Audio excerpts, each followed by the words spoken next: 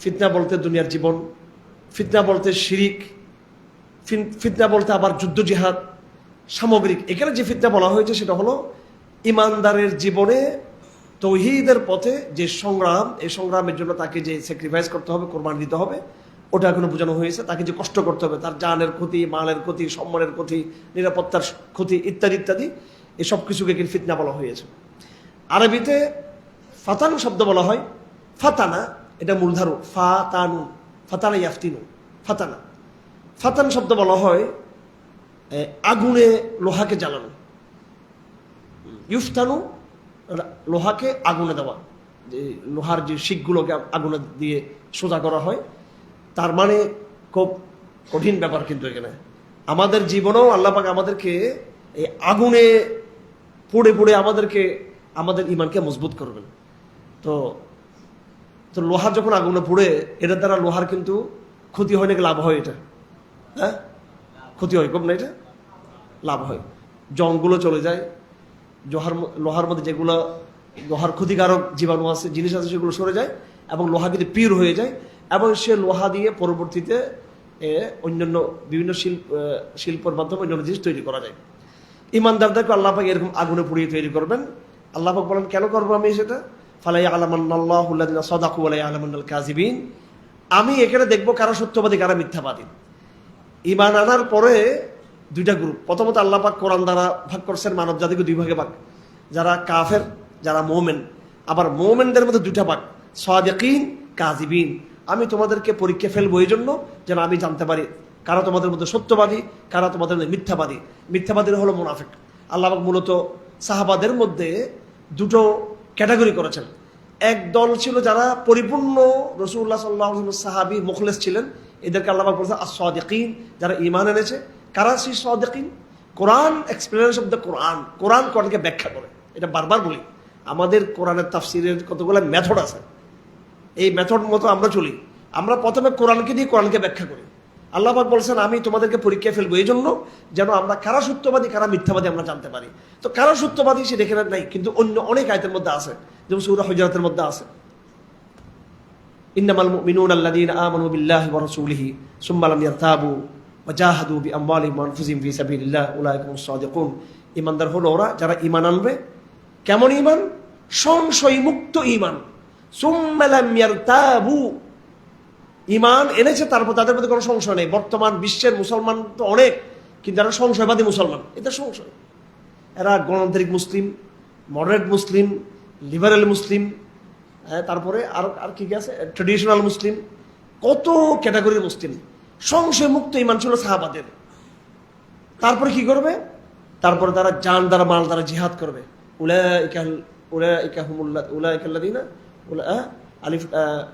ইন্নামাল মুমিনুনা আল্লাযীনা আমানু বিল্লাহি ওয়া রাসূলিহি সুম্মা লাম ইয়ারতাবু ওয়া জাহাদু বিআমওয়ালিহিম ওয়া আনফুসিহিম ফি সাবিলিল্লাহ উলাইকা হুমুস সাদিকুন, উলাইকা হুমুস সাদিকুন, তারা হচ্ছে সত্যবাদী। সূরা হাশরের মধ্যে আল্লাহ পাক সুবহানাহু ওয়া তাআলা সাহাবায়ে কেরামদের মধ্যে যারা হিজরত করেছেন, সূরা হাশর আছে, যারা হিজরত করেছেন তাদেরকে বলেছেন যে তারা হচ্ছে সত্যবাদী। লিল ফুকারাইল মুহাজিরিন আল্লাযীনা উখরিজু মিন দিয়ারিহিম ওয়া আমওয়ালিহিম, ওই সমস্ত মুহাজিররা যারা নিজের ধন সম্পদকে হারিয়ে একদম ফকির হয়ে গেছে আল্লাহর রাস্তায়, যাদেরকে তাদের দেশ থেকে, সম্পদ থেকে বের করে দেওয়া হয়েছে। ইয়াবতাগুনা ফাদলাম মিনাল্লাহি ওয়া রিদওয়ানা, তারা আল্লাহ পাকের অনুসন্ধান, সন্তুষ্টিকে তারা খুঁজে। ওয়া ইয়ানসুরুনাল্লাহ ওয়া রাসূলাহু, আল্লাহ এবং আল্লাহ রাসূলকে তারা সাহায্য করে। উলাইকা হুমুস সাদিকুন, তারা হলো সত্যবাদী। এইভাবে সত্যবাদীর আলাম আছে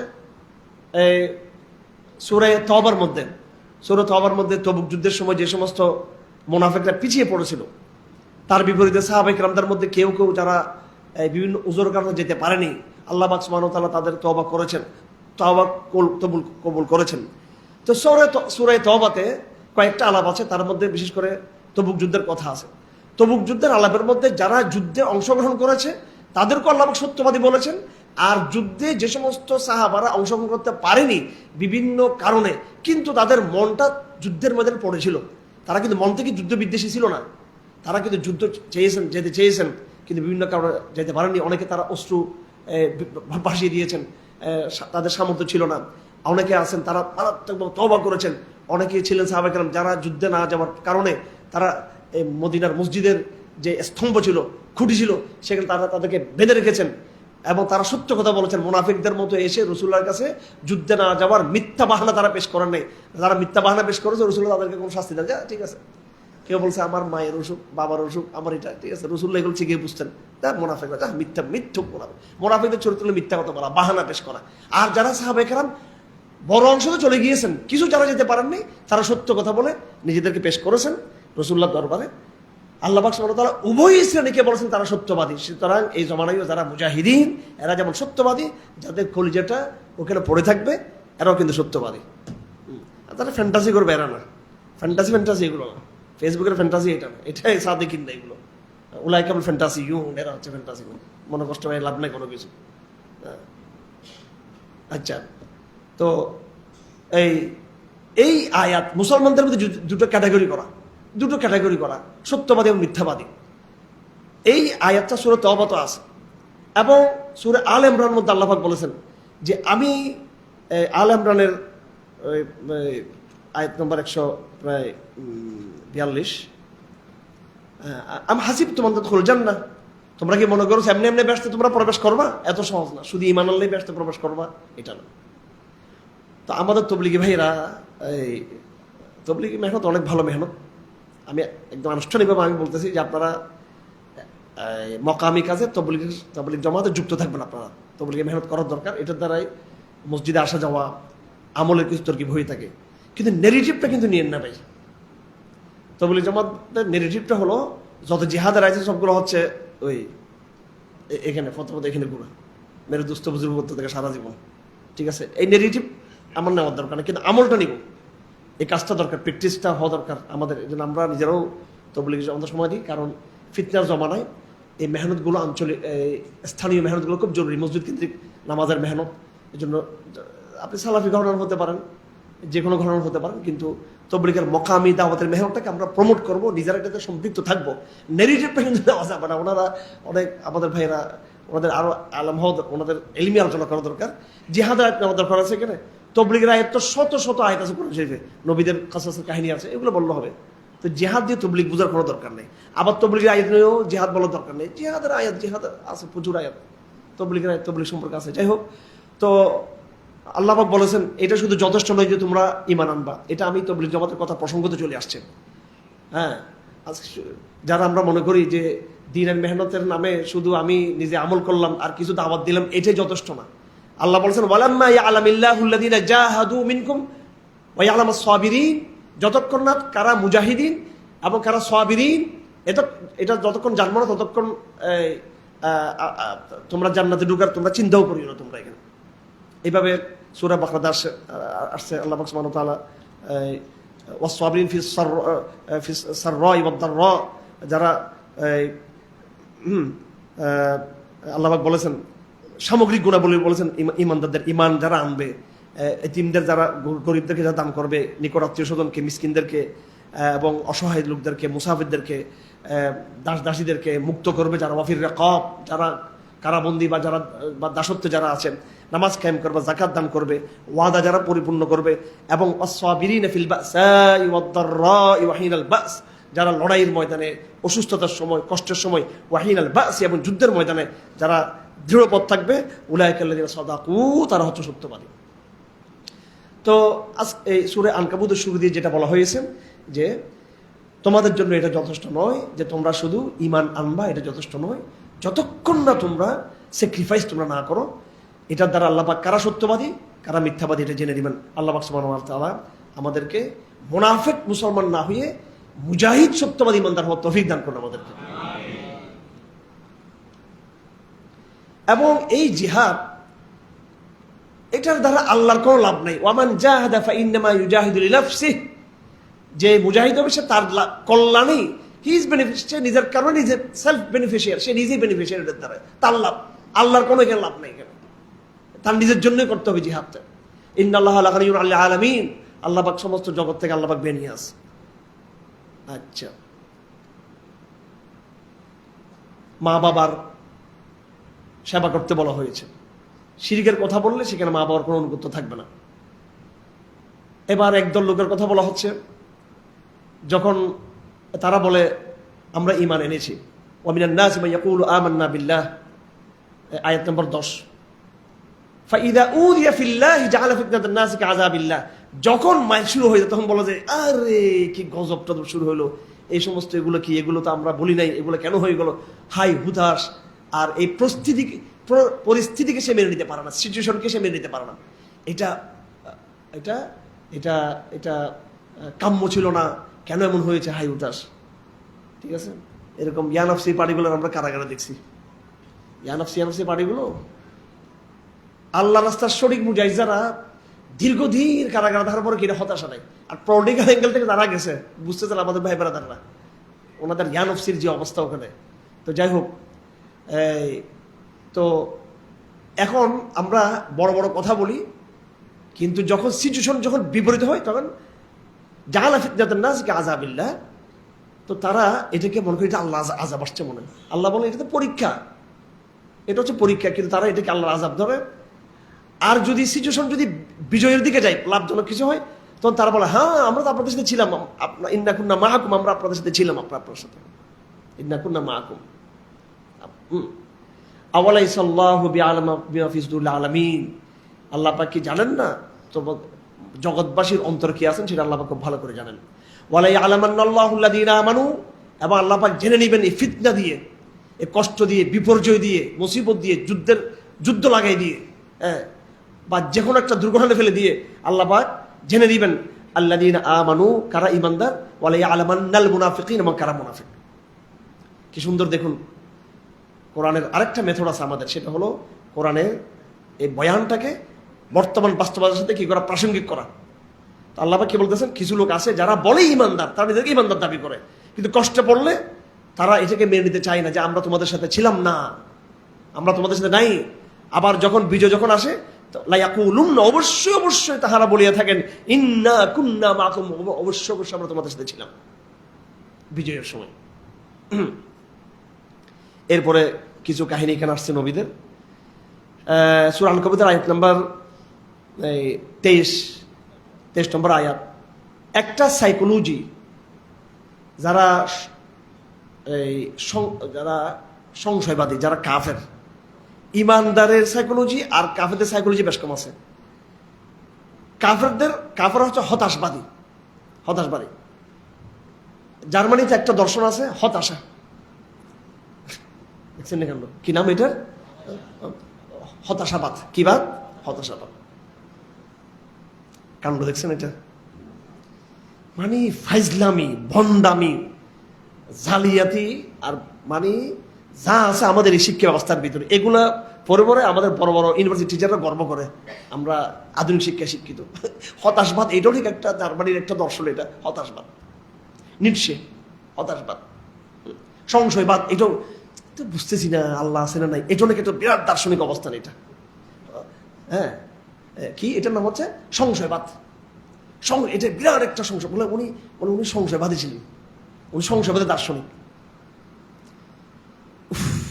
মানে কবজে কাঠামোকে আমরা ভাঙবো, এই বুদ্ধিভিত্তিক এই কাঠামো যেটা একটা দাঁড়িয়ে গেছে আমাদের ভিতরে। হতাশা, এটা নাকি একটা, এটা একটা দার্শনিক মতবাদ। এটা হতাশবাদ, এটাও একটা মতবাদ। তারা বলতেছেন একটা জিনিস। আরেকটা বিষয় হলো, এটা তো একটা বললাম, আরেকটা বিষয় হলো ধর্মের উৎপত্তির ইতিহাস বলতে গিয়ে নাস্তিকরা বলতে চায় ধর্ম হতাশা থেকে জন্ম হয়েছে, এটা তারা বলতে চায়।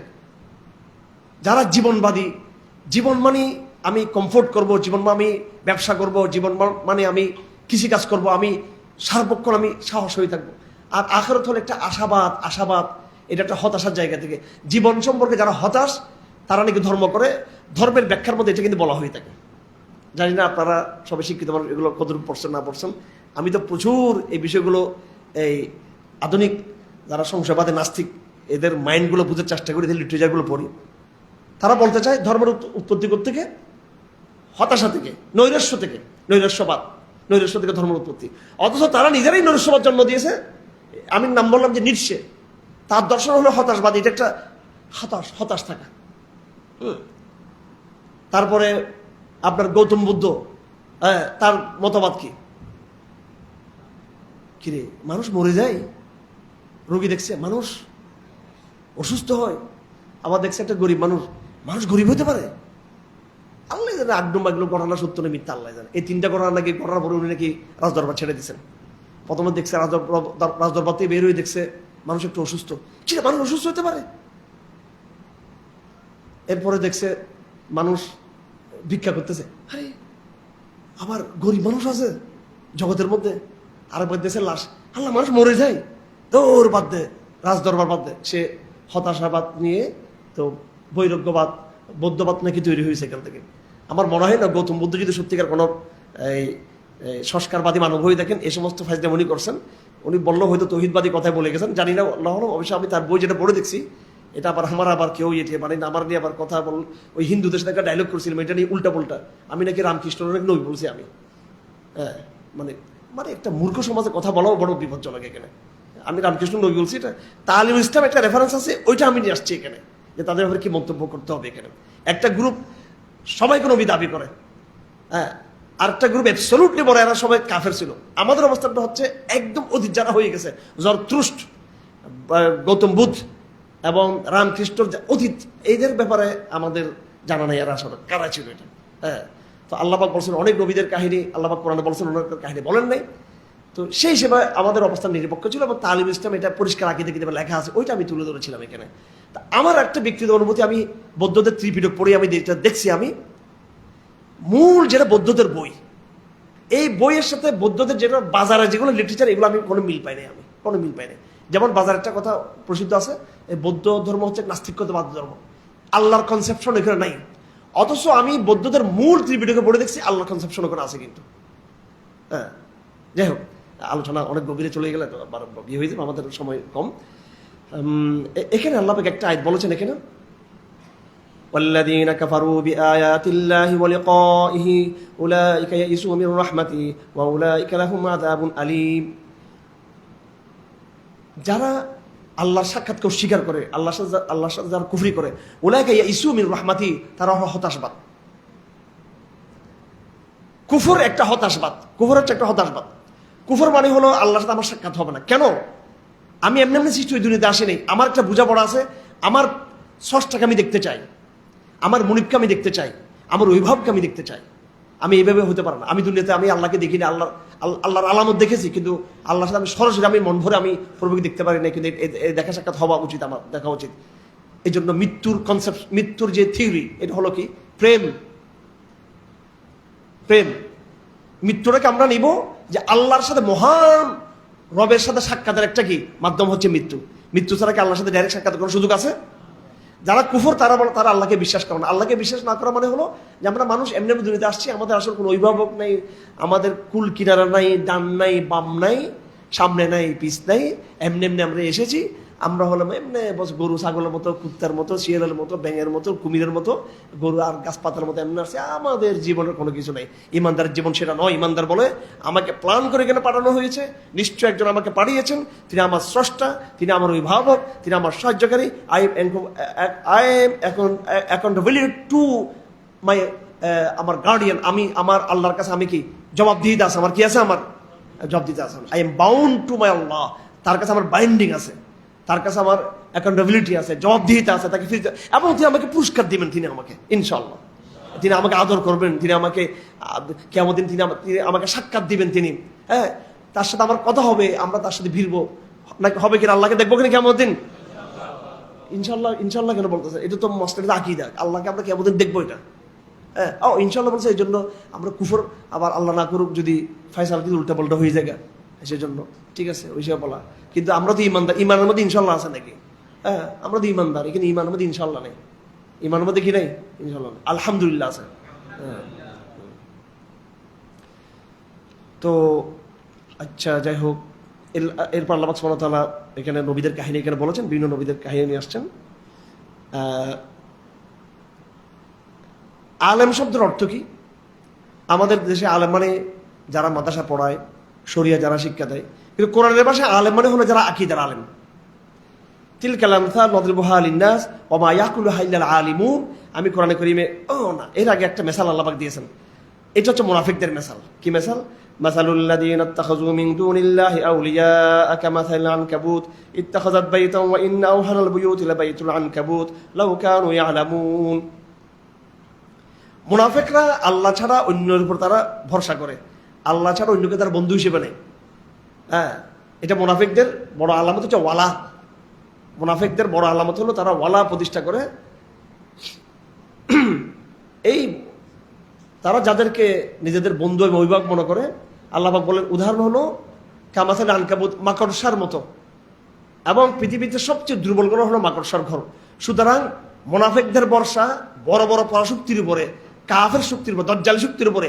এই সকল কুফরি শক্তি, নাম ধরে বলতে চাই, বর্তমান যুগের আমেরিকা, ইউরোপ, ইসরায়েল, ভারত, চীন, যত যারা নিজেদেরকে ফারন বানিয়েছে এই জমানায়, আল্লাহ বলেছেন আল আনকাবুত, এরা হচ্ছে কি মাকড়সা। এরা কি মাকড়সা। এরা যদি তৌহিদের পথে আসে তবে এরা অবশ্যই তখন হবে এটা শক্তিশালী একটা ঠিকানা। কিন্তু যতক্ষণ এরা কুফরে থাকবে এরা কি আল আনকাবুত। ইসরায়েল হচ্ছে কি আল আনকাবুত, আমেরিকা আল আনকাবুত, এগুলো হচ্ছে মাকড়সা। সুতরাং মুনাফিকদের নির্ভর কাদের উপরে? হ্যাঁ, এদের উপরে। কাদের উপরে? যারা এই সমস্ত কাফের, তাদের উপরে। আল্লাহ পাক এটাকে বলেছেন মুনাফিকদের চিহ্ন হিসেবে। এই উদাহরণগুলো কারা বুঝেন? আল আলিমুন। আল্লাহ শব্দ বলছেন আলেমরাই বুঝে। কারা বুঝে এটা? আলেমরাই। এখানে আলেম মানে কিসের আলেম? কিতাবের বাহ্যিক আলেম নাকি আকীদার আলেম? আকীদার আলেম, তৌহিদের আলেম, অর্থাৎ যাদের অন্তরে তৌহিদের জ্ঞান আছে। হ্যাঁ, এটা কোরআনে কারীমে যত জায়গায় এলম শব্দ আছে, কোরআন বেশিরভাগ এলমটা ইমানের সাথে সংশ্লিষ্ট। কিসের সাথে সংশ্লিষ্ট? ইমানের সাথে। আর আমাদের পারিপার্শ্বিক যে আমরা আলেম ওলামা বলি, এটার সাথে বেশিরভাগ শরীয়তের বাহ্যিক বিধানের সাথে সম্পৃক্ত। কোরআন হচ্ছে আকীদার বই। কোরআন কিসের কিতাব? আকীদা। এই জন্য কোরআনের যে কোনো, কোরআন ফাসেক মানে আকীদাগত ফাসেক, কোরআনের শাকের মানে শুকর গুজার, আকীদাগত শুকর গুজার। হ্যাঁ, কোরআনে মুত্তাকি মানে আকীদাগত মুত্তাকি, কোরআনে আলেম মানে আকীদাগত আলেম। এটা কোরআনকে বুঝতে হবে। কোরআনে যেখানে তাকওয়া আসছে, তাকওয়াটা কিসের ভিত্তিতে? আকীদার ভিত্তিতে। যারা আকীদার, তাকে মুত্তাকি বলা হয়েছে। মুহসিন, ইহসান, এটা আকীদার ভিত্তিতে। আলম, এটা আকীদার ভিত্তিতে। আচ্ছা, এবার আমরা 21 নম্বর পারা যেটা আজকে পাঠ করা হয়েছে, আল্লাহ নবীকে আল্লাহ বলেন উতলু মা উহিয়া ইলাইকা মিনাল কিতাব ওয়া আকিমিস সালাহ। আপনি মানুষের সামনে, জনগণের সামনে কোরআনকে রিসাইডিং করুন, আবৃত্তি করুন, কোরআনকে তেলাওয়াত করুন, নামাজ কায়েম করুন। সালাত অশ্লীলতা এবং অন্যায়কে সমাজ থেকে কি করে? দূর করে দেয়, নস্যাৎ করে দেয়, এটাকে প্রতিরোধ করে। তানহা মানে বাধা তৈরি করে। সালাত থাকলে আর অন্যায় থাকবে না। আমরা রাষ্ট্রীয়ভাবে আমাদের বরাবরই আমাদের দাবি হলো সালাতকে আইন করে দেওয়া, সালাতকে কি করে দেওয়া? বিধান করা। ধীরে ধীরে। তবে এটা রাষ্ট্রীয়ভাবে এটা উদ্যোগটা নিতে হবে। এটার দ্বারাই দুর্নীতির বিরুদ্ধে এত লড়াই করতে হবে না সরকারকে। দুর্নীতি এমনি চলে যাবে, ইফটিজিং চলে যাবে, হ্যাঁ, নির্যাতন চলে যাবে, সন্ত্রাস চলে যাবে, হানাহানি মারা চলে যাবে, সব রকমের অন্যায়। রাষ্ট্র যেটার পিছনে বিরাট বাহিনী নিয়োগ করেছে, কোনো বাহিনী লাগবে না। সালাত নিজেই বাহিনী, সালাতের মাধ্যমে সমস্ত অন্যায় কি হয়ে যাবে? দূর হয়ে যাবে। আর বাহিনী যেগুলো তৈরি করেছি, এরা নিজেরাই তো বরং অনেক সময় ভিন্ন এই অপতৎপরতা তারা যুক্ত থাকে। সালাত ছাড়া কোনো বাহিনী বিশুদ্ধ হতে পারে না। একদম প্রধানমন্ত্রী এবং প্রেসিডেন্টের অফিস থেকে শুরু করে, সচিবালয় থেকে শুরু করে, একেবারে গ্রামের এই যে ইউনিয়ন অফিস পর্যন্ত সালাত কি হতে হবে? এখানে বাধ্যতামূলক হতে হবে। এটা হচ্ছে ইসলামের নিজাম, সামাজিক নিজাম। আল্লাহ পাক সুবহানাহু ওয়া তাআলা বলেছেন আহলে কিতাবদের সাথে আমরা ডিবেট করব। আয়াত নম্বর 46। হ্যাঁ, আয়াত নম্বর আনকাবুতের ওয়ালা তুজাদিলু আহলে কিতাবিল্লাতি বিল্লাতি আহসান। আহলে কিতাবদের সাথে তোমরা ডিবেট করবা উত্তম রূপে, যৌক্তিক, কুতর্ক করবা না। কিভাবে তোমরা কথা বলবা? তোমরা এইভাবে তাদের সাথে ডিবেটটা করবা, আমান্না বিল্লাযী উনজিলা ইলাইনা, আমরা তো কোরআনও মানি, ওমা উনজিলা ইলাইকুম, এবং তোমাদের উপর যেটা অবতীর্ণ হয়েছে সেই ইনজিল, সেই তাওরাত, সেই জবুর, এটাকে তো আমরা মানি। হ্যাঁ, কিন্তু তোমরা তো আমাদেরটা মানো না। ওয়া ইলাহুনা ওয়া ইলাহুম ওয়াহিদ, তোমাদের এলাহ আমাদের এলাহ এক। ওয়া নাহনু মুসলিমুন, ইউনিভার্সাল, ঐতিহাসিকভাবে হিস্ট্রিক্যাল আমাদের জাতীয়তার পরিচয় ছিল মুসলিম। এটা আমাদের হিস্ট্রিক্যাল পরিচয়, ঐতিহাসিক পরিচয়টা। এটা কোনো সাম্প্রদায়িক কোনো পরিচয় না। এটা ১,৫০০ বছর এসে আমাদের মোহাম্মদ রাসূলুল্লাহ আমাদেরকে মুসলিম পরিচয় দেননি। এটা ১,০০০ বছর আগে থেকে পরিচয়টা ছিল, ইউনিভার্সাল এই পরিচয়টা ছিল। এবার ডিবেটটা আমরা করব। আল্লাহ সুবহানাহু ওয়া তাআলা এখানে বলেন কোরআনের ক্ষেত্রে নবীর একটা মুজাজা বলতেছেন এখানে। কি মুজাজা? আল্লাহ নবী সাল্লাল্লাহু আলাইহি ওয়াসাল্লাম উম্মি ছিলেন। কি ছিলেন? আল্লাহ নবী কি ছিলেন? উম্মি ছিলেন। এই যে মাসের যে গণনা, মাস কত 29 বা 30, আল্লাহ নবী বলতেছেন নাহনু উম্মাতুন উম্মিয়া, আমরা হলাম উম্মি প্রজন্ম, পুরা উম্মত উম্মি আমরা। লা নাহসিব ওয়া লা নুহাসিব, আশারু হাকাযা হাকাযা হাকাযা আও হাকাযা, আমরা উম্মি প্রজন্ম, আমরা হিসাব নিকাশ জটিলতা এগুলো আমরা ওইদিকে আমরা ধারধারি না। মাস হলো 10 + 10 + 10 অথবা +9, অর্থাৎ 30 বা 29, এইভাবে হাকাযা হাকাযা হাকাযা। তো এগুলো হচ্ছে ডাইরেক্ট সরাসরি হিসাব, একদম গ্রাম্য মানুষদের যে হিসাব কিতাব এরকম। কারণ এই খুব জটিল অঙ্ক বুঝে এই যারা খুব ইন্টেলেকচুয়াল একটা শ্রেণী তারা বুঝে, গণমানুষ এত হিসাব নিকাশ বুঝে না, এদের জন্য সহজ সরল থাকবে। তবে এই সহজ অঙ্কটাই কিন্তু আসল কঠিন অঙ্ক কিন্তু এটা, যাই হোক, কিন্তু এটার হয়তো তার প্রকাশটাই সহজ আর কি। আল্লাহ পাক বলেন এই নবী হচ্ছে উম্মি নবী, যদি তুমি আগে থেকে যদি ইতিহাস সাহিত্য রচনা যদি করতাম এবং তুমি যদি লেখালেখিতে অভ্যস্ত হতাম, আল্লাহ নবী লিখতে পারতেন না, তুমি আগে থেকে লিখতে পারতা, তখন তারা কি বলতো ইদাল্লাহ তাবুল মুবতিলুন, তখন বাতিলরা সন্দেহ করতো যে এই তো কোরআন, এই শিক্ষিত বালক সে কোরআনটাকে তৈরি করেছে। এখন তোমাকে আমি আগে থেকেই তো শিক্ষা দীক্ষা দিই নাই, তুমি লিখতে পারতা না, তুমি কোনো লিটারেচার শিখো নাই, ইতিহাস তুমি পড়ো নাই, সাহিত্য তুমি পড়ো নাই, চর্চা করো নাই। সুতরাং তো এটা কি বাল হুয়া আয়াতুম বাইয়িনাতুম ফি সুদুরিল্লাযিনা উতুল ইলম, এটা হচ্ছে আল্লাহর পক্ষ থেকে দেওয়া কিছু নিদর্শনাবলী, কিছু নূর নিদর্শনাবলী, প্রজ্ঞা, হিকমা, ওয়েজডম, আল্লাহ প্রদত্ত নলেজ এবং জ্ঞান জানা, আল্লাহ প্রদত্ত বাস্তবতা, যেগুলো তোমার অন্তরে ঢেলে দিয়েছি আমি।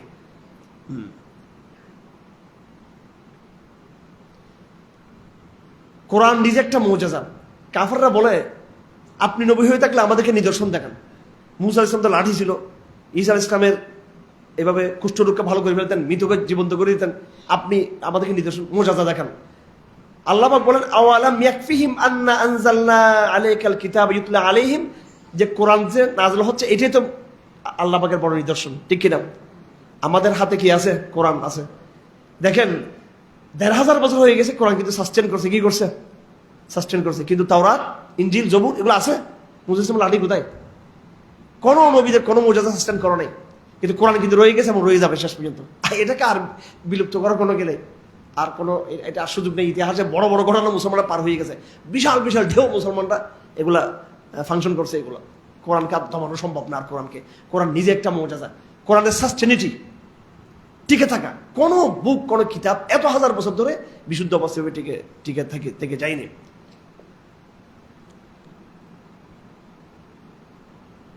হিজরতের কথা আসছে, ইয়া ইবাদিল্লাযিনা আমানু ইন্না আরদি ওয়াসিআ, হে আমার বান্দারা, আল্লাহর জমিন তো খুব প্রশস্ত। অন্য জায়গায় আছে আল্লাহ প্রশস্ত জমিনে তোমার কেন হিজরত করনি? তারপর আল্লাহ বলছেন প্রত্যেক মৃত ব্যক্তিকে, প্রত্যেক জীবকে মৃত্যুর স্বাদ গ্রহণ করতে হবে। কুদরতের বয়ান, বিভিন্ন রিজিকের বয়ান ইত্যাদি এখানে আসছে, অনেকগুলো কথা এখানে আসছে। আরেকটা কুফফারদের সাইকোলজি, একটা তো বললাম হতাশবাদ, নৈরাশ্যবাদ, এটা একটা তাদের সাইকোলজি। আরেকটা সাইকোলজি হলো বিপদে পড়ে আল্লাহকে ডাকা। এটা একটা মানুষের একটা কি নাস্তিকদের একটা ইয়ে, যখন বিপদে পড়ে তখন তারা একটা অদৃশ্য শক্তি তার অজান্তা সাবকনসিয়াসলি আসলে ইমান হচ্ছে একটা হচ্ছে একটা হচ্ছে স্বেচ্ছায় যেটা আমাদের ইমান আছে, আর একটা ইমান আছে যেটা সাবকনসিয়াসলি অজান্তে অবচৈতনিক ইমান। এই অবচৈতনিক ইমান কিন্তু সবার মধ্যে আছে। অবচৈতনিক ইমানটা যথেষ্ট না, এটাকে সচেতনভাবে আনতে হবে ইমানটাকে। তো মানুষের নেচারের মধ্যে যে ইমানটা আছে, এটা প্রমাণ কি? এটা হচ্ছে একবারে ইয়ের মতো, মানে আঙ্গার, যে ইয়ে আছে না আগুনের ছাই, আগুনের ছাইয়ের মধ্যে ভিতরে কিন্তু আগুন আছে, বাতাসের তোমার আগুনটা দেখা যায়।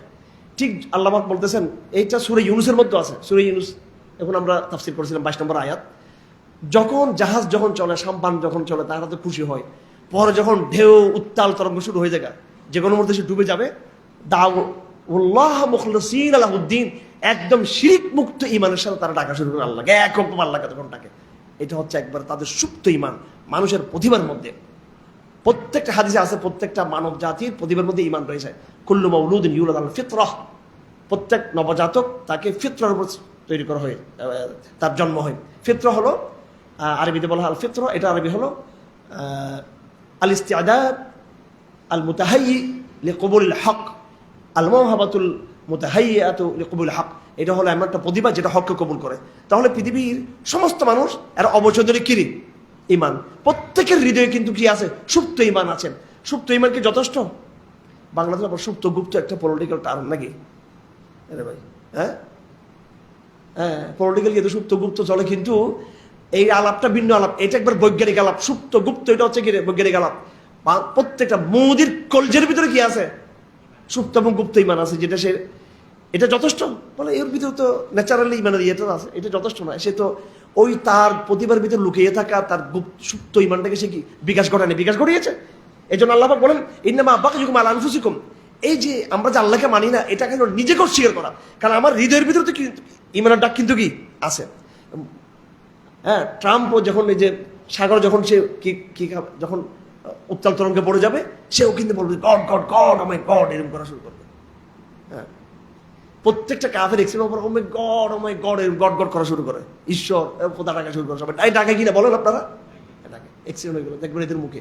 আপনার বড় বড় অ্যাক্সিডেন্টের ঘটনা পৃথিবীতে যেগুলো হয়েছে দেখবেন, এরা অন্য ধর্মের, কিন্তু মাই গড করে করে তারা মরে গেছে, কিন্তু তারা ও মাই গড। এটা তাদের অবচৈতন্য করে তাদের মুখ থেকে বেরিয়ে পড়ে। আল্লাহ পাক সুবহানাহু ওয়া তাআলা এই সাইকোলজি বিভিন্ন জায়গায় বর্ণনা করেছেন। তারপরে আল্লাহ পাক হারম কাবার আশেপাশে পুরো এলাকাটি নিরাপদ করেছেন কিয়ামত পর্যন্ত। কিয়ামত পর্যন্ত বলতে অর্থাৎ এই কাবার ধ্বংসের আগ পর্যন্ত এটাকে আল্লাহ নিরাপদ করেছেন। এই আয়াতগুলো সূরা কাসাসের মধ্যে আছে, 54 নম্বর আয়াত, এবং এখানে আয়াত নম্বর 67। তারা কি দেখেনি যে আমি কাবাকে নিরাপদ করেছি? এবং কাবা হারামের বাইরে মানুষ কিন্তু কিডন্যাপ হয়ে যায়, মানুষ অপহরণ হয়ে যায়, মানুষ হারিয়ে যায়, মানুষ জুলুমের শিকার হয়, কিন্তু এই জমিনকে আল্লাহ নিরাপদ করেছেন। এরপর আমরা চলে যাচ্ছি সূরা রুম। রুম একটা Roman empire of the Rome. এটা ইতিহাসে যেটাকে আমরা রোম সাম্রাজ্য বলি, এটার এলাকাটা খুব বড়।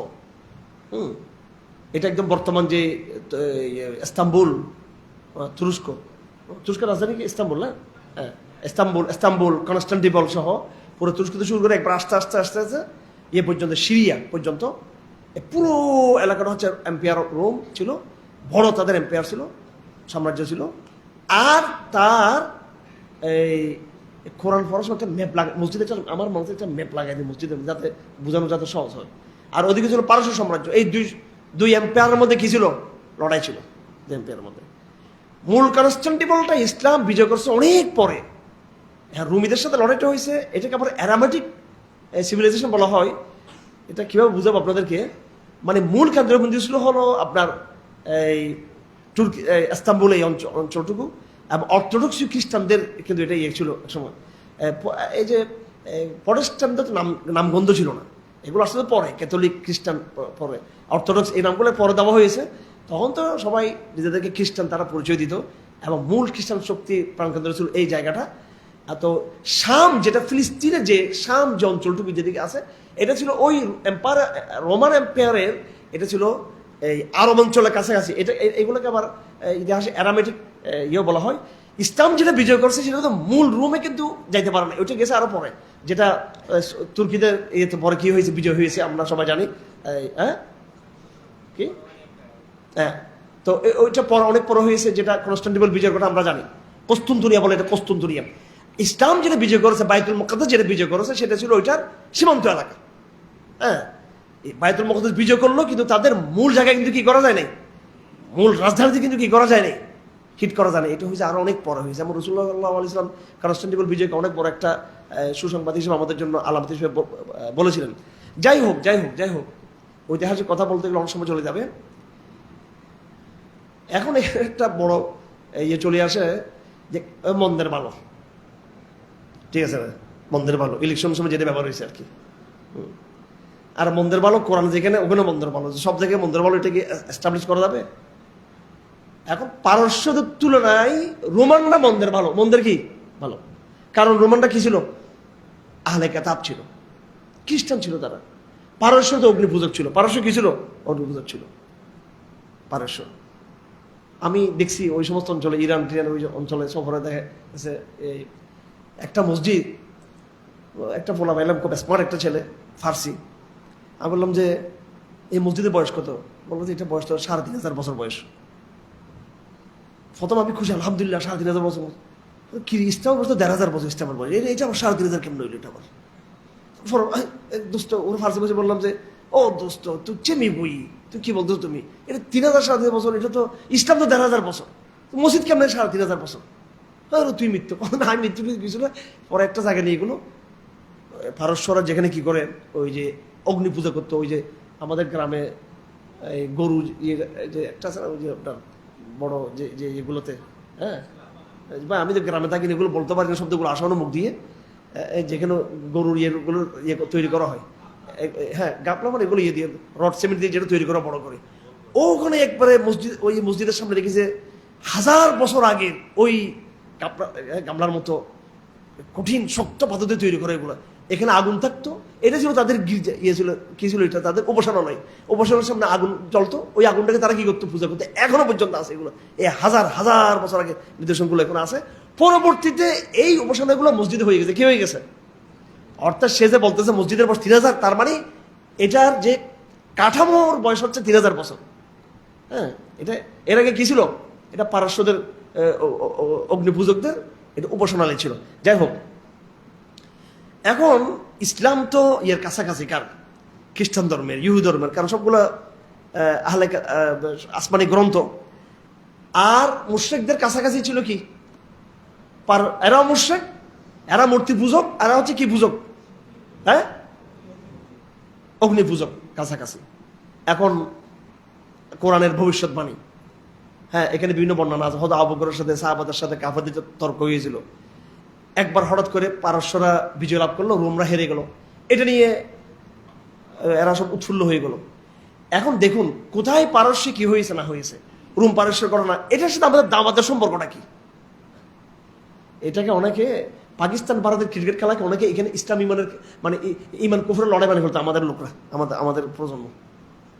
ঠিক আছে, একদল পাকিস্তান আর দল কি রে ফরবল থেকে বল না, গুলিবাতি রোম, এরা আমরা পাকিস্তানের পক্ষে, এরা ইন্ডিয়াকে করতে হবে, নাউজুবিল্লাহ মিন যালিক। এগুলো যে ফ্যান্টাসি, এটা কোনো ইয়ে না। এখানে আল্লাহ পাক সুবহানাহু ওয়া তাআলা এই কোরআনে একটা মুজিজাকে সামনে নিয়ে আসছে। আল্লাহ পাক এখানে রোমানদেরকে যে সমর্থন করছে তা না, মন্দের ভালোকে যে নিতে বলছে তা নয়, বরং মক্কার মুশরিকরা তাদের জাতি ভাই, এরাও মুশরিক, এরাও মুশরিক, এরা মূর্তি পূজক, এরা হচ্ছে কি পূজক, এদের মধ্যে একটা আত্মীয়তার বন্ধন আছে, আদর্শিক বন্ধন। এই বন্ধনের কারণে এই যুদ্ধে যে তারা বিজয়ী হয়ে গেছে, রোমানরা গোড়াতেও হলো তারা তো ঠিক ছিল, আহলে কিতাব ছিল, তারা যে পরাজিত হয়ে গেছে এবং উল্লাস যেটা করতেছে, ওই উল্লাসটাকে তার ইসলামের এগেনস্টে তারা নিয়ে যাচ্ছেন। আল্লাহ পাক বলছেন আমি এই রোমদেরকে বিজয় করবো আবার, এই অর্থে বলেছেন। এই অর্থ নয় যে পারস্যদের তুলনায় রোমানরা আমাদের খুব কি, এদেরকে আমরা পছন্দ করি, এটা না। আর একটা ক্যাটাগরি তো এখানে আছে অবশ্যই। আল্লাহ পাক বলেছেন ওয়ালা তাজিদান্না আশাদ্দান নাস আদাওয়াতিল্লাযিনা আমাল ইয়াহুদ ওয়াল্লাযিনা আশরাকু, ইসলাম বিরোধী সবচেয়ে বেশি কঠিন হচ্ছে ইহুদিরা এবং কারা? মুশরিকরা। এবং নিকটবর্তী কিছুটা মুসলমানদেরকে, তারা হলো খ্রিস্টান, সেটা অবশ্যই অন্য আলাপ। এখানে আল্লাহ পাক সুবহানাহু ওয়া তাআলা কাফেরদের যে উল্লাসটাকে কি করতে চেয়েছেন? ভেঙে দিতে চেয়েছেন। ধরেন ইসরায়েল ইরান লড়াই চলতেছে, এখন ইরান যখন ইসরায়েলকে যখন মারে আমরা উল্লাস হই, আমাদের উল্লাসটাকে আমরা শিয়া হয়ে গেছে নাকি? আমরা ইসরায়েল মেরে খেয়েছে, এটার উপর আমরা কি সন্তুষ্ট? কিংবা ইসরায়েলের যখন নাকি ইরানে মেরে যখন ক্ষতিগ্রস্ত করে, তখন আমাদের একটু খারাপ লাগে, তখন এটা খারাপ লাগে, মানে এটা না যে আমরা শিয়া হয়ে গেছি আমরা। হ্যাঁ, আর আমরা তো দুইটাই দুষ্ট, ঠিক কিনা? দুইটাই কিন্তু দুষ্ট, কিন্তু দুইটাই কিন্তু একটা হচ্ছে এই দজ্জালের বাহিনী, আর এটা হচ্ছে, এটাও কিন্তু দজ্জালের, মানে ওটা দজ্জালের একবার কোর বাহিনী, এটা একবার রেজিমের মানে অরিজিনালটা একবার দজ্জালের, এটা ইসরায়েল। আর ইরান হলো যে কি দজ্জালের ছোট গরিব বাহিনী আর কি, এটা ঠিক আছে, গরিব বাহিনী দজ্জাল। এটা আপনারা অনেকে হয়তো আবেগের কারণে এটা নিতে চাইবেন না, আবার নিতে চাইবেন না। আমি কখনো ইসরায়েলের বিরুদ্ধে, ইরানকে আমি এটা বিরুদ্ধে না, আমরা অবশ্যই এখানে একটা স্ট্যান্ডার্ড আমাদের লাগবে। কিন্তু কথা হলো এই ইসরায়েলের বিকল্প তো ইরান নয়। ইসরায়েলের ধ্বংস চাই, ইসরায়েলের ভিতরে যুদ্ধ চাই, তা এটা কি ইরানের নেতৃত্ব হবে নাকি? এটা হবে আহলে সুন্নাহ ওয়াল জামার নেতৃত্ব হবে ইনশাআল্লাহ। আরবরা যেমন নাকি মুনাফিক আরব শাসকরা, ইরানরা হচ্ছে এরা ইসনা আশারি কাফের, এদের ইমানও নেই ইসনা আশারি ইরানিদের। হ্যাঁ, তো এখানে এই ওদের যে আকিদের বিষয়টা কিন্তু অনেক বড় ব্যাপার। আপনারা এই কথাটা এখানে চলে তাফসীরের ভিতরে কথাগুলো চলে আসলে আবার আমাদের সময় চলে যাবে, কিন্তু তারপর যদি কথা আসছে বলে ফেলতেছে এখানে ইরানের ভীষণটা কি। ইরানের ভীষণটা হচ্ছে পারসিয়ান এম্পায়ার, ইসলামিক পারসিয়ান। আগের পারসিয়ানটা ছিল অগ্নিপূজক পারসিয়ান, আর এখন পর্যন্ত ইরানটা হচ্ছে ইসলামিক পারসিয়ান, সাফাবি ইসলামিক। এটা ইরান হচ্ছে তিনটা উপাদান দ্বারা তৈরি। কটা? তিনটা। পারস্য কালচার এখনো পর্যন্ত তারা কি করে, নববর্ষ তারা ইয়ে করে, নৌরোজ বলে, নৌরোজ বলে ওরা, নমোজ বলে, নমোজ তারা সলাৎ বলে না, কি বলে না, সলাৎ, নমোজ, বক্তে নমোজ করতে গেছে। এটা আমি ডক্টর কাজী দিন মোহাম্মদ মরহুম, ঢাকা ইউনিভার্সিটির, উনি বাংলা সাহিত্যের প্রফেসর ছিলেন, অনেক বড় দার্শনিক ব্যক্তি ছিলেন। উনি একদিন আমাকে একটা সেমিনার দাওয়াত দিতে গেছিলাম, অনেক বছর, 20-25 বছর আগের কথা এগুলো। তো বলতেছে তুমি চিটাঙে গিয়ে নামাজ বন্ধ করে দিবা। আদিন না ইল্লা স্যার, আমি তো আপনাকে বড় ইমানদার মনে করে আসছিলাম। বললাম না, তুমি নামাজ বন্ধ করতে হবে চিটাঙে গিয়ে। বল আমি সুলতান জোকসাবকে বলছি নামাজ বন্ধ করার জন্য। তো আশেপাশে যারা ছিল সবাই তো, আমি আল্লাহ এখন উল্টা এখানে ঘটনা ঘটাই দিয়ে আবার কোন ইয়েতে পড়ি, বিপদে পড়ে, আল্লাহ ওনার নাস্তিক মানে কোনো কিছু ঘটাই দেখেনি কেউ আশেপাশের লোকদেরকে। আমি তো বুঝে গেছি উনি স্যার কি বলতে চাচ্ছেন।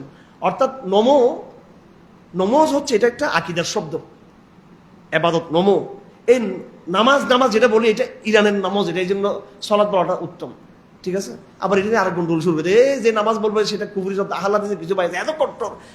নামাজ বলা যাবে না, খোদা বলা যাবে না, রমজান লেখা যাবে না, হ্যাঁ, এগুলো নিয়ে আবার ফিতনা করা যাবে না। তবে খুদা না বলে আল্লাহ বলাটা উত্তম, নামাজ না বলে সলাৎ বলাটা উত্তম, কথা ঠিক কিনা?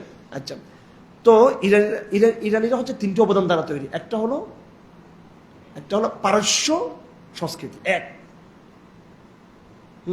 এক এটা। দুই নম্বর হলো ইসলাম। দুই নম্বর কি? ইসলাম। অবশ্যই ইসলাম তাদের মধ্যে, ইসলাম নাই আছে, ইসলাম মানে ওদের মন মতো করে ইসলাম যেভাবে ওরা ইয়ে করছে। 3 নম্বর হলো শিয়াইজম। এগুলো দিয়ে তাদের ইয়েটা তৈরি, উপাদান, মানে ইরানের ইয়েটা তৈরি। এখন ওরা যেটা চাচ্ছে, দেখুন, ইসরায়েল চাচ্ছে গ্রেট ইসরায়েল, ইরান চাচ্ছে তো গ্রেট ইরান। কিন্তু ইরান কিন্তু একটা, ইরানের সাথে ইসরায়েলের সংঘাতটা কি?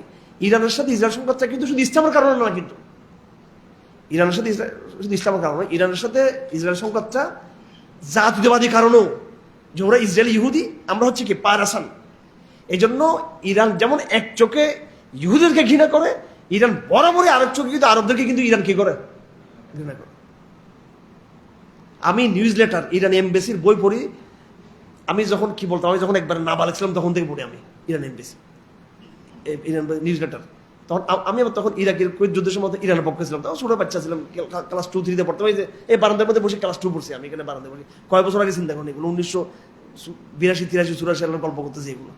হ্যাঁ, তো ওই এই ইরানি নিউজ লেটার পরিবার আমরা কিরকম মজা পেতাম, শুধু ফাতেমা ফাতেমা ফাতেমা, আলী আলী আলী। কিরে দেখি যে আবু বকর নাই, ওমর নাই, ওসমান নাই, অন্য সাহাবী নাই, সব নাই। এরা মারাত্মক একটা ইয়ে। যাই হোক, তো ইরান ইসরায়েল যুদ্ধের মধ্যে যেমন নাকি আমরা কখনো যতই খারাপ হোক না কেন, আমরা ইসরায়েলের ধ্বংসে আমরা খুশি হব, তার মানে আমরা ইরানের পক্ষে হয়ে যাইনি। ঠিক তদ্রুপ রোম এবং পারস্যের লড়াইয়ে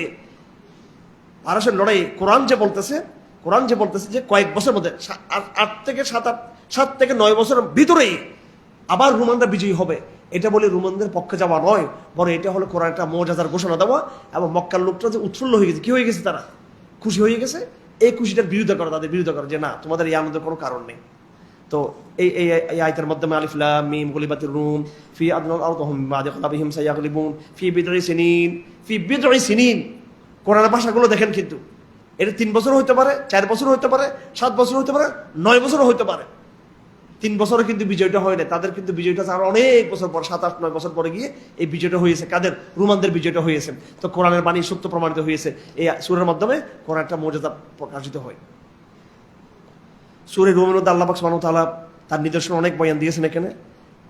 ওয়ামিন আয়াতিহি ওয়ামিন আয়াতিহি ওয়ামিন আয়াতিহি, অনেকগুলো কথা আল্লাহ পাক এখানে বলেছেন।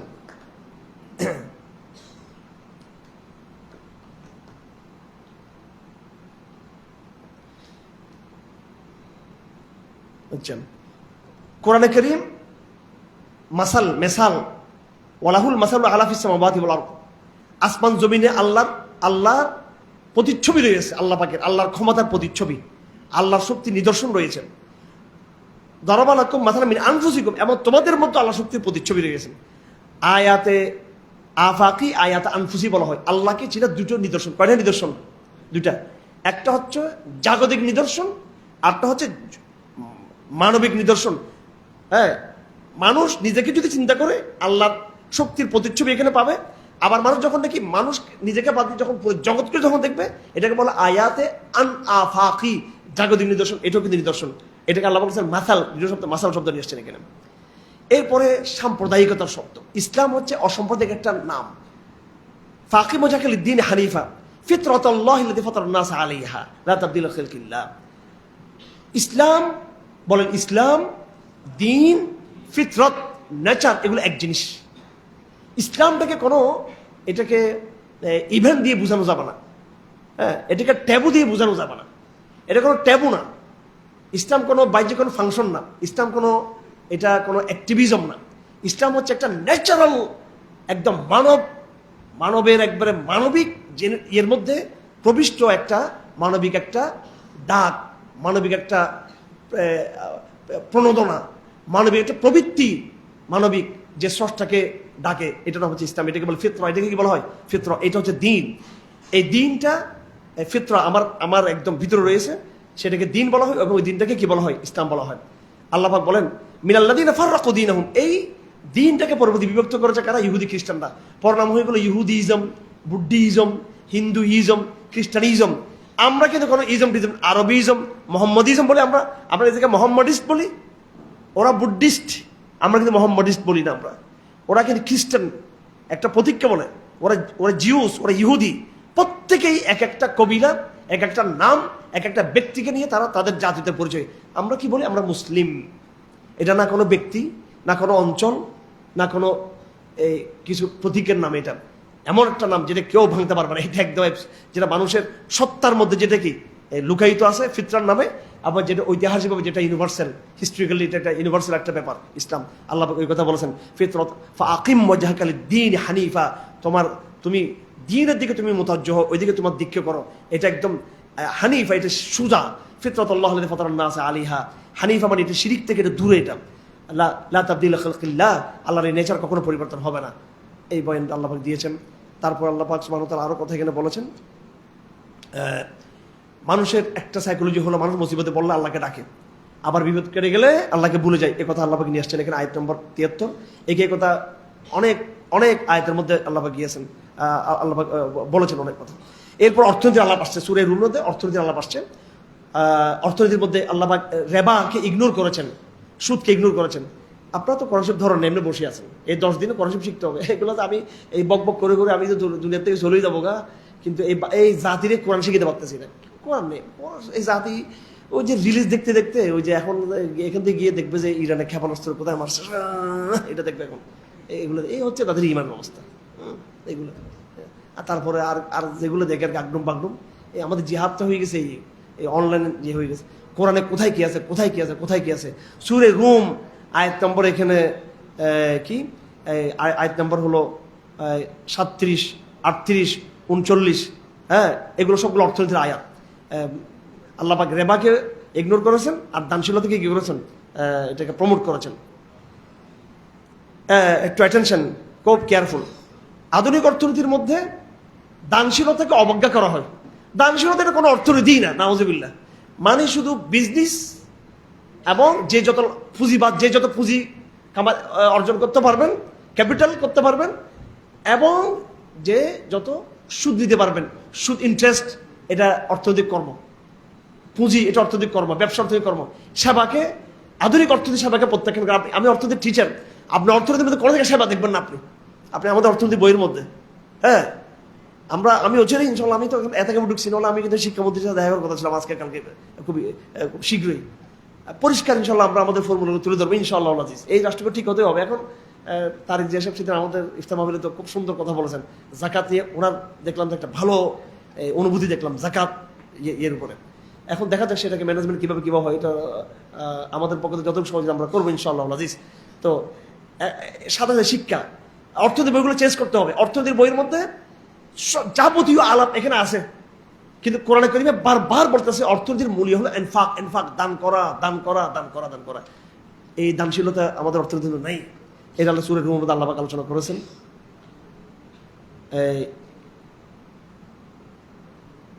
পৃথিবীতে যত কিছু আমরা বিপর্যয় দেখি এটা মানুষের কারণে। যাহারাল ফাসাদ ফিল বাররি ওয়াল বাহরি বিমা কাসাবাত আইদিন নাস, কোরআনের একটা মূলনীতি, কোরআনের একটা কি বলনীতি। রাজনৈতিক, সামাজিক, প্রাকৃতিক যত বিপর্যয় কার কারণে? আল্লাহর কারণে। কিভাবে এটার ব্যাখ্যাটা কি এটা আরেক সময় দিব। তবে এটার বড় একটা কারণ হচ্ছে কি রে, মানুষ। এই বিপর্যয়গুলোর পিছনে হচ্ছে মানুষের কারণ। যতগুলো বিপর্যয় খামাখা আমরা আল্লাহকে দোষ দিয়ে থাকি, এগুলা মানুষের কারণে বিপর্যয়গুলো হয়ে থাকে। এরপর আল্লাহ বলছেন তোমরা ইতিহাসের দিকে যে তোমরা সফর করে দেখো যে কিভাবে কাফেরদের পরিণাম হয়েছে। এরপর আয়াত নম্বর 47 আল্লাহ পাক আন-নাসরুল মুউদ, সাহায্যের ওয়াদা, ওয়া কানা হাক্কান আলাইনা নাসরুল মুমিনিন, মুমিনদেরকে সাহায্য করা আমার দায়িত্ব। আয়াত নম্বর 47। কিয়ামতের দিন মানুষ যখন নাকি জাগ্রত হবে, জীবন্ত হবে, মানুষ হঠাৎ করে যখন কবর থেকে যখন বাইর হবে, মানুষ কবর থেকে বা যে অবস্থা আছে যখন নাকি মানুষ আবার জেগে উঠবে, কাফেররা বলবে, তারা কসম খেয়ে বলবে, ইউকসিমুল মুজরিমুন, কসম খেয়ে বলবে, মা লাবিজু গায়রা চোখ টোকি মুখে বল, কি রে কিছুক্ষণ আগে তো আমি তো মিজাইল মারতেছিলাম আমরা, তারপরে মদ খাচ্ছিলাম, কিছু মদ খাচ্ছিলাম, এটা কি আমার, এগুলো কি দেখতেছি। আল্লাহ পাক এমন ভাবে হাজার হাজার বছরকে তার সামনে কি করে দিবে, যাতে কি লাগে, তার কষ্টটা বেশি লাগে। কাফেরদের কাছে মনে হবে এটা কিরে, কবর থেকে উঠে মাত্র বলবো যে কিরে, সে সব কিছু দেখবে, সে যে কিছুক্ষণ আগে আমি দুনিয়াতে ছিলাম। وقال الذين اوتوا العلم والايمان لقد لبثتم في كتاب الله الى يوم البعث। তো যাদের ঈমান আছে এবং ইলম আছে, আল্লাহ পাক ঈমান ইলমকে একসাথে উল্লেখ করেছেন। ঈমান এবং ইলম, এইজন্য ইলম শুধু ইনফরমেশন না, ইলম হচ্ছে কিন্তু প্রজ্ঞা, ওয়াইজডম, গভীর জ্ঞান, জানা। যারা আহলে ইলম, যারা ঈমানদার, তারা বলবে আরে না বেটা, তুমি মারা গেছো অনেক বছর আগে, এটা কিয়ামত, কিয়ামত হাজার হাজার বছর চলে গেছে, এখানে চলে গেছে। আচ্ছা, সূরা লোকমান, সূরা লোকমান, এখানে হযরত লোকমান আলাইহিস সালামের কিছু কথা এখানে আছে। লোকমান উনি কি নবী ছিলেন নাকি দার্শনিক ছিলেন, এটা নিয়ে একটু মতবিরোধ আছে। কেউ কেউ বলছেন উনি নবী ছিলেন না, কেউ বলছেন তিনি একজন হাকিম ছিলেন, দার্শনিক ছিলেন। এবং দর্শন বললে আমরা চলে যাই কোথায়, গ্রিক দার্শনিকদেরকে আমরা এরিস্টটল, সক্রেটিস, বক্রেটিস, প্লেটো, এদেরকে আমরা দার্শনিক মনে করি। এদেরকে আমরা মনে করে থাকি। এদের সবার আগে কে ছিলেন? লোকমান আলাইহিস সালাম ছিলেন। এবং আমাদের কোনো কোনো টিচাররা আমাদেরকে দেখিয়েছেন সূত্র দিয়ে যে লোকমান থেকেই হাকমাটা আসছে, পরবর্তী গ্রিকরা সেটাকে আরো এটাকে বিকৃত করেছে সেটাকে। তো মূল হাকমাটাও কে দিয়েছেন? আল্লাহ পাক দিয়েছেন। আমি একটা কথা আপনাদেরকে বলছি, এটা কোরআন থেকে বলতেছি কথাটা, পৃথিবীতে যত জ্ঞান বিজ্ঞান সব কিছু আসমান থেকে আসছে, সব কিছু আসমান থেকে। লেবাস, পোশাক আল্লাহ পাক দিয়েছেন, হাদিদ, লোহা আল্লাহ পাক দিয়েছেন, মিজান আল্লাহ পাক দিয়েছেন, অন্ন, বস্ত্র, বাসস্থান, রান্নাবান্নার পদ্ধতি, মানুষের চলাফেরার সমস্ত কিছু আল্লাহ পাক ফেরেশতাদের মাধ্যমে মানব জাতিকে দিয়েছেন। কত বছর? আদম থেকে নূহ আলাইহিস সালাম পর্যন্ত শত শত বছর, হাজার বছর এগুলো মানুষকে আল্লাহ পাক শিক্ষা দিয়েছেন। এই জন্য সেহের, জাদুবিদ্যার মধ্যে যেটা ইতিবাচক, ওইটা কিন্তু আল্লাহ প্রদত্ত। যেটা যেটা যেটা ওই সূরা বাকরাতে গিয়েছে এই আলাপটা, খারাপ জাদুবিদ্যা না, দর্শন, ফিলোসফি, এটা আল্লাহ প্রদত্ত। এবং লোকমান আলাইহিস সালাম ছিল ওইটার প্রতীক। তো আল্লাহ পাক বলেন, ওয়ালাকাদ আতাইনা লোকমাল হিকমাহ, আমি লোকমানকে হিকমা দিয়েছি। আমি এই হিকমাটা হচ্ছে কি, আনিশকুল্লিল্লাহ, আনিশকুল্লিল্লাহ, আল্লাহর মারিফত। আর এটাকে বর্তমান আমাদের এই সিলেবাস, এই এই এই বানওয়ার্ডস কলোনিয়াল সিলেবাস কি বলে, বর্তমান আপনারা যারা এখানে শিক্ষিত ভাইরা আছেন, আপনাদের সবাই মুখের উপর চ্যালেঞ্জ দিয়ে বলতেছে আমি একদম, এরা দাবি করে এই আধুনিক রেনেসাঁ যুগের পরবর্তী আধুনিক যুগের যে যে শিক্ষা ব্যবস্থা, এটার মূল উৎস হচ্ছে কি? গ্রিক যুগ। কি যুগ? গ্রিকের যুগ, গ্রিক যুগ। এটা নিজেরাই তো তারা বলে। আমরা বলতে চাই গ্রিক দর্শন নিজেই ভ্রান্তির মধ্যে কি পতিত ছিল কিনা, কিছু ভালো মন্দ মিশ্রিত কিনা। তো আল্লাহ পাক সুবহানাহু ওয়া তাআলা এখানে সূরা লোকমানকে পেশ করে আমাদের সামনে এই দর্শনের নামে যেটা ফাজলামি যেটা হচ্ছে, এটাকে আল্লাহ পাক ইগনোর করেছেন। বড় দার্শনিকতা হলো আল্লাহ পাকের মারফত এবং কাকে চিনা, আল্লাহর মারফত, শিরককে ইগনোর করা। এটা হচ্ছে বড় দার্শনিকতা। অথচ দেখবেন ইউনিভার্সিটিতে ওই যে হতাশবাদ, নৈরাশ্যবাদ, সংশয়বাদ, এগুলো বড় দর্শন। আর যখন তৌহিদ বলবেন এতিমখানার হুজুরদের কথা, এগুলো আকিদার কথা। আকিদা বললে আপনাকে মনে করে সালাফি, আকিদা বললে মনে করে আপনি এতিমখানার হুজুর, এরকম মনে করে। আর হতাশবাদ, নৈরাশ্যবাদ, সংশয়বাদ, এটা হচ্ছে জ্ঞান। আর আল্লাহু আহাদ, আল্লাহু সামাদ, এটা হলো এতিমখানার পড়াশোনা, এটা বুঝছেন। আর নৈরাশ্যবাদ, হাই হতাশবাদ, এটা হলো জ্ঞান। উল্টাইয়া দিতে হবে এই সিলেবাসকে, ঠিক আছে। আমার চট্টগ্রাম ইউনিভার্সিটির ডক্টর মুরিদ আহমদ খান ছিলেন, উনি ইন্তেকাল করছেন। আল্লাহ পাক এটা দিল, নাহলে ওনার একটা ইয়ে ছিল যে ওনার চ্যালেঞ্জ ছিল, উনি বড় দার্শনিক, এই পুরো শিক্ষা ব্যবস্থাকে ভিতর থেকে পরিবর্তন করা, ভিতর থেকে পরিবর্তন করা। এই শিক্ষা ব্যবস্থার প্রাণ হচ্ছে কুফর।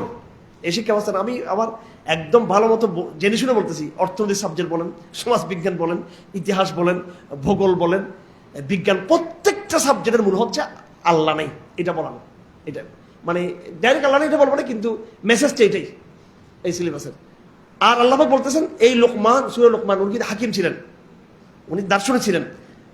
এখানে বলা হচ্ছে যে লোকমানকে আমি হেকমা দিয়েছি। এই হেকমার মূল কথা ছিল আল্লাহর প্রতি কি, আল্লাহর কৃতজ্ঞতা, তৌহিদের চেতনা। আপনি একটু দেরি হচ্ছে, আপনারা হবেন না, এই একটু কোরআনের এই সুযোগ তো বছরের মাত্র 10 দিনেই তো আমাদের হাতে আছে, এই সময়টুকু আর এই সুযোগ হবে না। কোরআনকে একটু ধরি আমরা। কোরআনে কারীমে মুত্তাকিন শব্দটা আসছে। মুত্তাকিন কাদেরকে বলা হয়? আল্লাযীনা ইউমিনুনা বিল গায়ব ওয়া ইয়াকিমুনাস সালাত ওয়া মিম্মা রাযাকনাহুম ইউনফিকুন ওয়াল্লাযীনা ইউমিনুনা বিমা উনজিলা ইলাইকা ওয়া উনজিলা মিন ক্বাবলিকা ওয়া বিল আখিরাতি হুম ইউকিনুন। এটা মুত্তাকিন। কোরআনে কারীমে মুত্তাকিন এবং মুহসিনিন একই শব্দ। বলেন, মুত্তাকিন একই শব্দ। সূরা বাকরাতে বলতেছেন হুদাল লিল মুত্তাকিন আল্লাযীনা ইউমিনুনা বিল গায়ব ওয়া ইয়াকিমুনাস সালাত, যারা সালাত পড়ে, যাকাত দেয়, গায়বের প্রতি ঈমান আনে, তারা মুত্তাকিন। এই কথার সূরা লোকমান আল্লাহ বলতেছেন হুদান ওয়া রাহমাতাল লিল মুহসিনিন, মুহসিনদের জন্য হেদায়েত। মুহসিন কারা? ওই সূরা বাকরাতে মুত্তাকিদের যে গুণাবলী, আল্লাযীনা ইয়াকিমুনাস সালাত, সালাত কায়েম করে, যাকাত দেয়, আখিরাতকে বিশ্বাস করে, এদেরকে আবার যাদেরকে সূরা বাকরাতে এই গুণাবলীর কারণে মুত্তাকি বলা হয়েছে, একই গুণাবলীর কারণে সূরা লোকমানের মধ্যে এদেরকে কি বলা হচ্ছে? মুহসিন। তাহলে কোরআনের ভাষায় মুত্তাকি মুহসিন কি একই, তবে একটু পার্থক্য আছে। সেটা হলো মুহসিনের মৌলিকভাবে এক, তবে পরিভাষাগতভাবে মুহসিন বলা হয় যারা আমলটাকে ভালোভাবে করবে। কিভাবে? হাদিসে আছে, এমনভাবে আমল করবে যেন আল্লাহ তোমাকে তুমি আল্লাহকে দেখতেছো কিংবা আল্লাহ তোমাকে কি দেখতেছে। আপনাদের কাদের কাদের বাচ্চা আছে? হাত তুলেন। ছেলে সন্তান, ছেলে মেয়ে কাদের আছে? হাত বড় করে তুলেন। ব্যাচেলার বেশি, আমি আছে ব্যাচেলার গোষ্ঠী নিয়ে এখানে, ঠিক আছে। ব্যাচেলার দাওয়াতি ছেলে, দাওয়াতি মেয়ে, বিরাট আমাদের পুরো কাফালাতে সবগুলো চাই ইয়াং, এদের বিয়ে টিয়ে করে না, এইটাকে ভাঙতে হবে, সবাই বিয়ে শাদী করে ফেলতে হবে সবাইকে, ঠিক আছে। এই যে এখন বিয়ে সারা আসছেন, এখন মোবাইলের ভিতরে আপনারা মসজিদ মোবাইল টিপে বিয়ে করবেন। এখন এই যে বুড়াদেরকে, ঠিক আছে, এই বুড়াদেরকেও ভরে দিবেন, এই যারা দায়িত্বশীল বুড়াদের, যারা বয়স্ক ভরে এরা, ঠিক আছে। আর ইয়ংগুলো সব আমার পাশে রাখবেন এখানে, এক সব এখানে, যাতে উল্টাপাল্টা করতে না পারে। যারা আপনাদের ছেলে সন্তান আছে, আমার ছেলে সন্তান আছে, আপনার আল্লাহর ওয়াস্তে আজকে সূরা লোকমান থেকে শিক্ষা নেবেন। লোকমান তার সন্তানকে নসিহত করছে, ইয়া বুনাইয়া ইন্নাহা ইন তাকুম মিসকালা হাববাতিন মিন খারদাল ফাতাকুন ফি সাখাতিন ফিস সামাওয়াতি ওয়া ফিল আরদি ইয়াতি বিহাল্লাহ ইয়া বুনাইয়া আকিমিস সালাহ। এইভাবে ইয়া বুনাইয়া বলে অনেক নসিহত করছেন। এই নসিহতগুলো আপনারা নিজের সন্তানদেরকে করবেন। হ্যাঁ, আল্লাহ পাক সুবহানাহু ওয়া তাআলা আমাদেরকে তৌফিক দান করুন। আর একটা সূরা রয়ে গেছে, ছোট্ট একটা সূরা,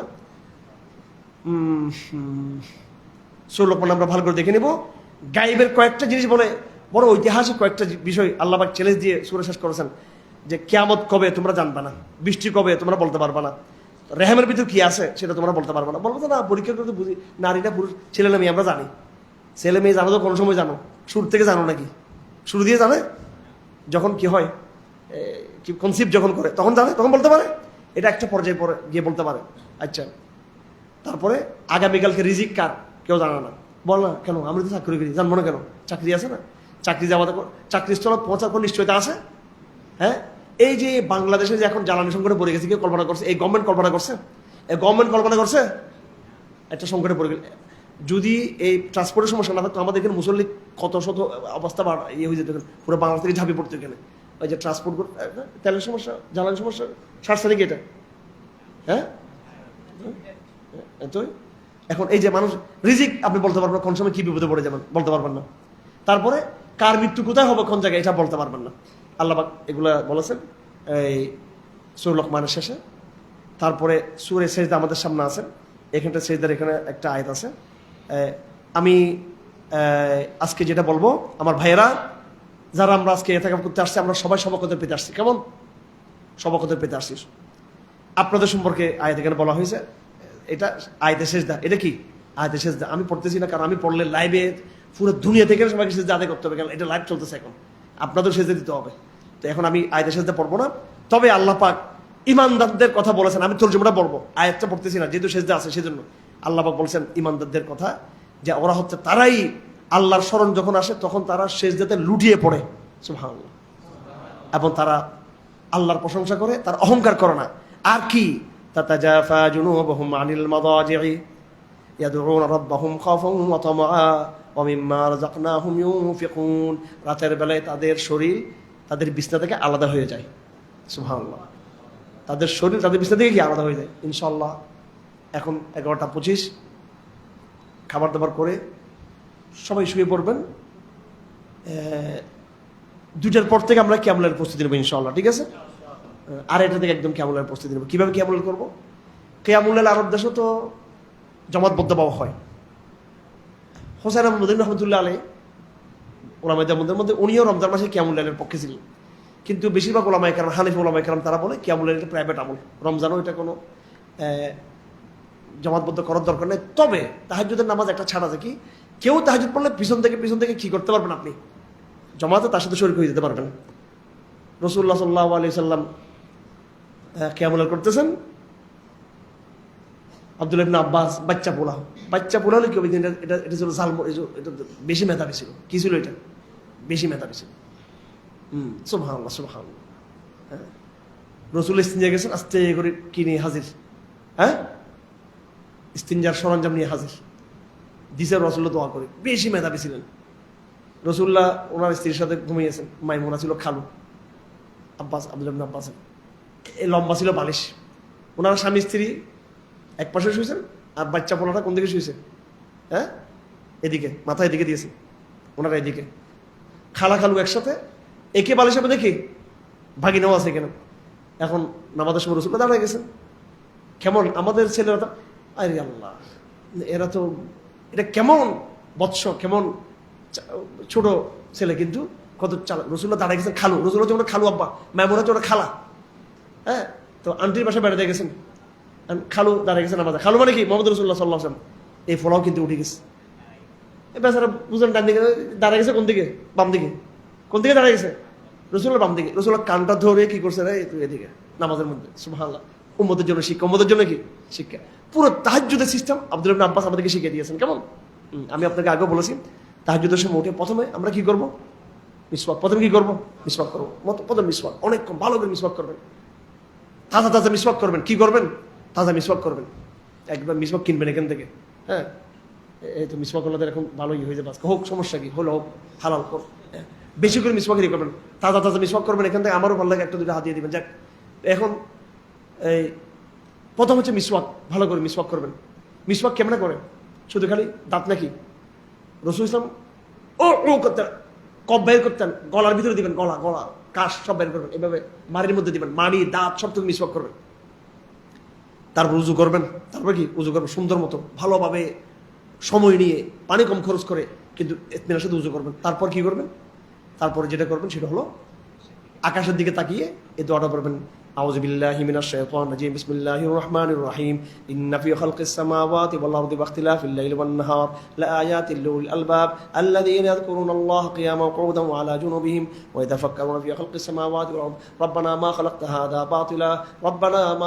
হাযা বাতিলা সুবহানাকা ফাকিনা আযাবান নার রব্বানা ইন্নাকা মান তুদখিলিন নার ফাতাখযাইতা ওয়া মা লিল যালিমিন মিন আনসার। এই শেষ পর্যন্ত দোয়াটা পড়বেন। মনে আছে আপনাদের? মুখস্থ আছে কারো? এটা আফসোস। এটা আকাশের দিকে তাকিয়ে পড়তে হবে। তারপরে এসে তাহাজ্জুদ দাঁড়িয়ে যাবেন। তাহাজ্জুদের দোয়া আছে, ঠিক আছে? তাহাজ্জুদ দোয়াটা শিখে নেবেন। اللهم لك الحمد أنت قيام السماوات والأرض فيهن اللهم لك الحمد أنت نور السماوات والأرض فيهن اللهم لك الحمد أنت ملك السماوات والأرض فيهن اللهم لك الحمد أنت الحق وقولك الحق ولقاؤك حق والجنة حق والنار حق ومحمد حق اللهم بك آمنت ولك أسلمت وعليك توكلت وإليك أنبت وبك حاكمت وإليك خاصمت فاغفر لما قدمت وما أخرت وما أعلنت وما أسررت وما أنت أعلم مني أنت المقدم وأنت المؤخر ولا حول ولا قوة إلا بالله العظيم। এত লম্বা দোয়া যারা পারবেন না দরকার নেই, কিন্তু এই হুজুর আবু হুরায়রা হুজুর মুখস্থ আছে দোয়াটা, এটা শিখে দিবা, সবাই শিখে দিবা। যাই হোক, দোয়া পরে নামাজে দাঁড়াই যাবো। প্রথমে 2 রাকাত নফল পড়বো, এরপরে 8 রাকাত, কয় রাকাত? 8 রাকাত। আর 3 রাকাত হচ্ছে কি বিতির পরে তারপর আমরা করবো। বিতির শেষ করে আমরা কি বলবো সুবহানাল মালিকুল কুদ্দুস, এটা বলবো। কি বলবো আমরা? সুবহানাল মালিক। অনেকে বিতির শেষ করে আস্তাগফিরুল্লাহ আস্তাগফিরুল্লাহ বলে। সুবহানাল মালিকুল কুদ্দুস এটা পড়ি, একবার 2বার পড়বো, একবার অবশ্যই একটু বড় করে পড়বো। এরপরে আমল আছে। তারপর কি আছে? আমল কি আমল? এবার হচ্ছে আস্তাগফিরুল্লাহ আস্তাগফিরুল্লাহ আস্তাগফিরুল্লাহ। ওই জায়নামাজে বসে বসে, বিছানায় বসে বসে 100 বার 200 বার 300 বার 1000 বার যা পারেন ইস্তেগফার করবেন। তারপরে সেহরি খাবেন। তারপর কি একদম লাস্টে একবার সেহরি খাবেন, একেবারে শেষ দিকে সেহরি খাবেন। সেহরি খেয়ে তারপর কি করবেন? এবার কায়ুলা করবেন। কি করবেন এবার? ওই সময় কায়ুলা করা সুন্নত। কি করা সুন্নত? কায়ুলা করা সুন্নত। হ্যাঁ, তারপরে ফজর আজান হবে, ফজর আজান হবে, নামাজ পড়ে মসজিদে ফজর সুন্নত পড়বেন। Shortcut key? একদম শর্টকাট। এখানে ফজর নামাজ লম্বা করা কিন্তু এটা কিন্তু সুন্নত না, কিন্তু ফজর নামাজ কি করা সুন্নত? শর্টকাট করা সুন্নত। তারপরে নামাজ হবে এইভাবে। তাহলে কি আমলটা ক্লিয়ার ইনশাল্লাহ আপনাদের? হ্যাঁ, শুরু মিসওয়াক দিয়ে, শেষ ইস্তেগফার দিয়ে। শুরু মিসওয়াক দিয়ে, শেষ কি? মিসওয়াককে আপনারা কি মনে করছেন? খালি তালাবন্দের মতো পাগড়ি পড়লে নিজের মধ্যে মুজাহিদ পাবেন না। এখন ওই আগে কেউ পাগড়ি পড়তো না, ওই আফগানরা তালাবন্ডা বিজয়ের সব এখন পাগড়ি পড়া শুরু করছে। আর আমরা পাগড়ি আল্লাহ কবে থেকে ফুরিয়ে আল্লাহ জানে, নাবালক অবস্থা থেকে পাগড়ি পড়া শুরু করি। মিসওয়াক কই আপনাদের? মিসওয়াক করতে হবে। মিসওয়াক বড় আমল। মিসওয়াকের সময়, মিসওয়াকের দ্বারা রাসূলুল্লাহ সাল্লাল্লাহু আলাইহি ওয়াসাল্লাম মৃত্যুর সময় একেবারে রাসূলের জীবনের শেষ আমলটা কি ছিল? মিসওয়াক। ঠিক আছে, আল্লাহ পাক আমাদের সবাই তৌফিক দান করুন। সুবহানাল্লাহি ওয়া বিহামদিহি আশহাদু আল্লা ইলাহা ইল্লা আনতা আস্তাগফিরুকা ওয়া আতুবু ইলাইক। তাহাজ্জুদের